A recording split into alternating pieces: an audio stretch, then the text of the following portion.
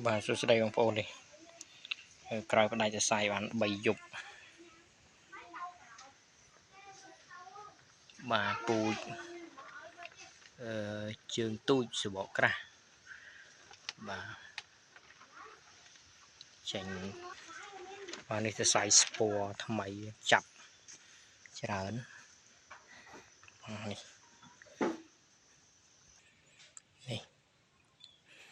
ចាប់ទៅใส่ស្ពណ៌ថ្មីដល់ក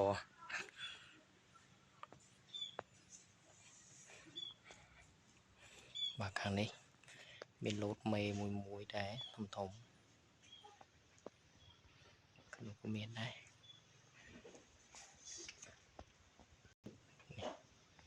មកឲ្យឆ្មេសនោះ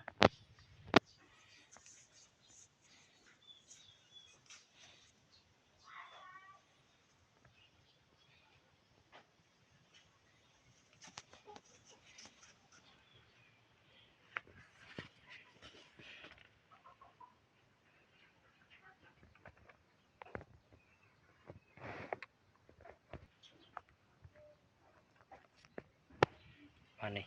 3ថ្ងៃវាសាយ3ថ្ងៃ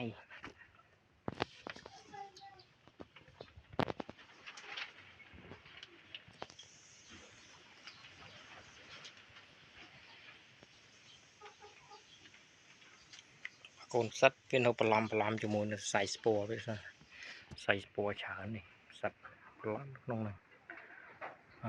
នេះគេហ្នឹង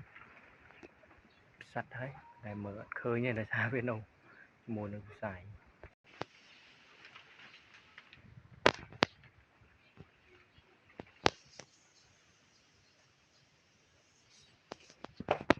នេះលោតមេមួយវាបដាញ់ដោយសារពូជ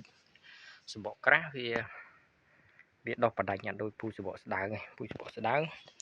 វាដោះមកស្រស់ប៉ុន្តែយើងដកបាន2-3ថ្ងៃហ្នឹងគឺតន់មិនតន់គឺខ្ចាយពូជសបកស្ដើងវាងាយស្រួលក្នុងការប្រមូលផលបានលឿនតែពូជសបកក្រាស់យើងវាមួយយ៉ាងម្នាក់ហើយយើងប្រមូលផលទៅវាយូរអត់បន្ទាន់ពូជស្រាលគឺយើងប្រញាប់លុយត្រូវ